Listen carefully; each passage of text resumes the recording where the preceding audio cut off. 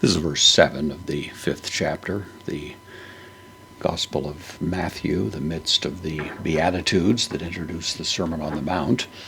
Jesus has given the first three Beatitudes, which seem to focus generally on the state of heart that we would call humility, and gives various angles on that. The second set here tend to translate that attitude of humility into the way in which others are viewed. Or the fourth of them, therefore, really puts a focus on those who seek righteousness, notably not righteousness in general, but the righteousness, which generally speaking through the scriptures would be related to God.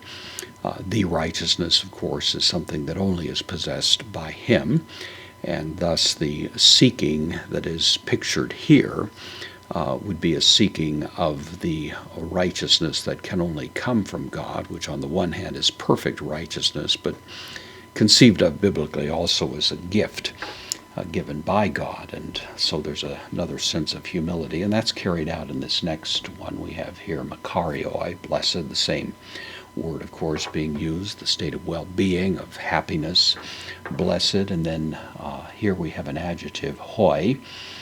This is the masculine plural nominative article, the, and then merciful is the way this is usually rendered. It's an adjective, it's nominative, plural, masculine. So the merciful, again, the verb of being is implied there. Blessed are the merciful.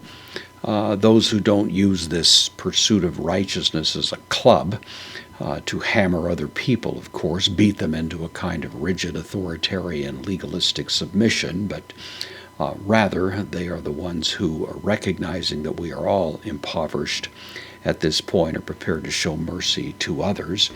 And so those who, in the pursuit of righteousness, are at the same time merciful to the failings of others, are the ones who are blessed, because, here we have the conjunction autoi, again the intensive use of a third person pronoun, they themselves, and then the same word now in the verb form, eleo.